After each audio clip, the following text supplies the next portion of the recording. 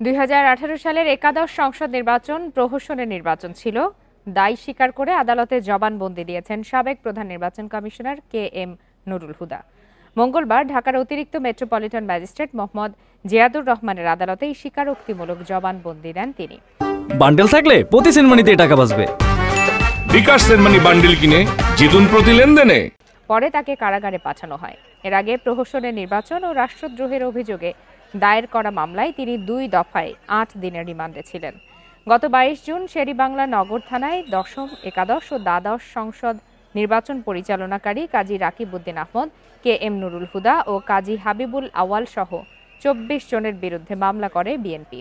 পরবর্তীতে গত 25 জুন এই মামলায় নতুন করে রাষ্ট্রদ্রোহ, প্রতারণা ও অর্থ আত্মসাতের ধারা যুক্ত করা হয়।